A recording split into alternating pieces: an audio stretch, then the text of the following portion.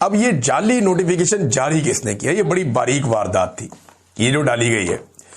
ये नोटिफिकेशन बाकायदा बनाया गया, बना के इसको असली की तरह दिखाया गया और फिर मुख्तलिफ लोगों को भिजवाया गया। ये मेरे मोबाइल फोन पे, ये जियो पे खबर ब्रेक होने से भी पहले आ गया था, ये मेरे सामने मौजूद है। और बंदे का मैं नाम नहीं लूंगा अभी।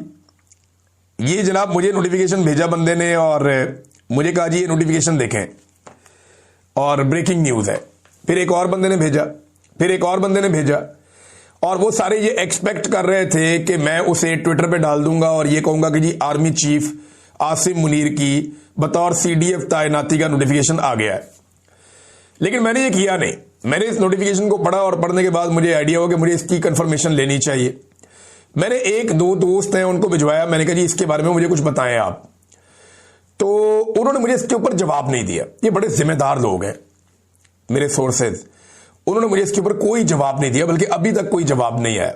मैं फिर चुप करके बैठ गया, इंतजार करते हैं। फिर जियो के ऊपर इसकी ब्रेकिंग चली तो मुझे भी यकीन आ गया कि शायद ये असली है नोटिफिकेशन, क्योंकि ये इतनी बड़ी खबर है कि ये, लेकिन जो लोग भिजवा रहे थे वो लोग इतने मशकूक टाइप के हैं। बहरहाल ये उन्होंने खबर चला दी, बाद में जाली निकली। ये जाली खबर चलवाई क्यों गई और इसको फैलाया क्यों गया? पहले कोशिश की गई कि हम लोग जो पाकिस्तान से बाहर मौजूद लोग हैं, मुझे पूरा यकीन है मैं राब्ता करूंगा तो हमारे कुछ और दोस्तों को भी नोटिफिकेशन भिजवाया गया होगा कि यहां से चल जाए। यहां किसी ने नहीं चलाया तो फिर जियो पे चलवा दिया गया। अब ये नोटिफिकेशन जारी करवा के चेक किया गया कि कौन इस नोटिफिकेशन की खबर के बाद फौरी तौर पर किसको राब्ता करता है। बहुत सारे लोगों को सर्वेलेंस पे डाला गया था, बहुत सारी जगह पे हसास आलात जो है वो लगाए गए थे और चेक किया गया था कि इस नोटिफिकेशन की जाली खबर जब ये जियो पे चलेगी तो फौरी तौर पे रद्देअमल के तौर पे कौन कहां टेलीफोन करेगा और कौन किससे राब्ता करेगा।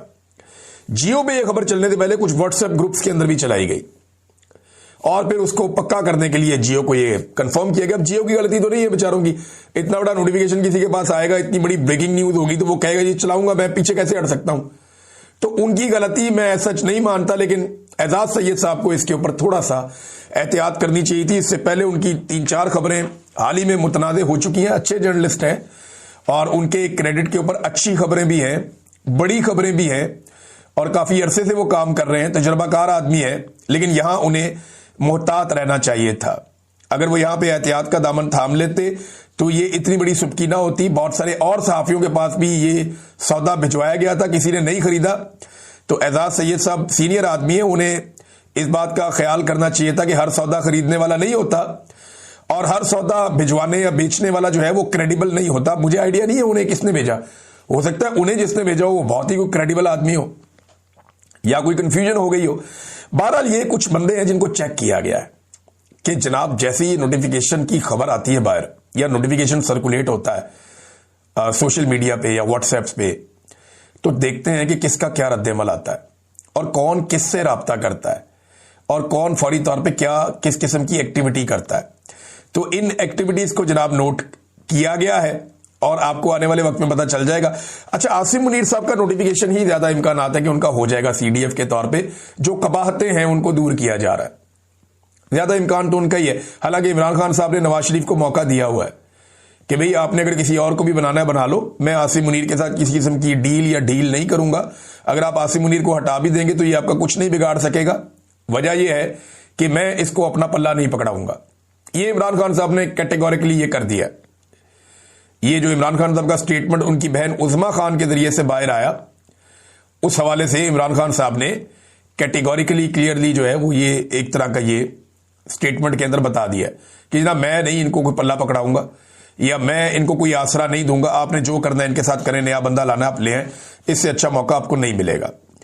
अब अगर आसिम मुनीर साहब को बना दिया जाता है सीडीएफ, पहला चीफ ऑफ डिफेंस फोर्सेस, तो इसका नतीजा क्या निकलेगा? देखिए, एक चीज तो आप क्लियर कर लेंगे, फिर मुल्क ऐसे ही चलेगा जैसे चल रहा है, क्योंकि कोई आदमी अपनी खसलत को नहीं बदल सकता, अपने आप को तब्दील नहीं कर सकता। इन्होंने ऐसे ही रहना है। इस नफरत के साथ एक दुकान नहीं चल सकती जिस नफरत के साथ एक इदारा और एक मुल्क चलाने की कोशिश की जा रही है। ये मेरे अल्फाज आप बांध लीजिएगा और लिखकर अपने पास रख लीजिएगा कि इस लेवल की नफरत के साथ जो इस वक्त मिलिट्री एस्टेब्लिशमेंट की क़यादत के अंदर है, इस लेवल की नफरत के साथ एक दुकान नहीं चल सकती जिस लेवल की नफरत के साथ एक मुल्क या इदारा चलाने की कोशिश की जा रही है, नहीं चल सकती। फिर यह भी याद रखिएगा कि अगर यह नोटिफिकेशन हो जाता है तो इमरान खान साहब के बाहर आने का कोई इम्कान नहीं है, क्योंकि आसिम मुनीर साहब इमरान खान साहब को कभी भी जेल से बाहर नहीं आने देंगे जब तक इमरान खान साहब के पास मकबूलियत है, और इमरान खान साहब अपनी मकबूलियत को कभी भी तबाह नहीं होने देंगे कोई डील करके। लिहाजा फिर एक ही रास्ता रह जाएगा जो इमरान खान साहब पहले कह चुके हैं, सड़कों पे आओ। आप देखिए, इमरान खान ने हमेशा सबके लिए मार्जिन रखा, पॉलिटिकल लोग रखते भी हैं। इमरान खान साहब ने जनरल बाजवा के लिए भी एक मार्जिन रखा था, कभी नाम लेकर उन पे इस तरह से अटैक नहीं किया था जब तक कि वो ड्यूटी पे थे। बहुत सारे और लोगों के लिए भी इमरान खान साहब ने, नदीम अंजुम के लिए भी एक मार्जिन रखा था, मौजूदा डीजी ISI के लिए भी इमरान खान साहब ने एक मार्जिन रखा है। लेकिन इमरान खान साहब ने आसिम मुनीर साहब के लिए वो मार्जिन नहीं रखा।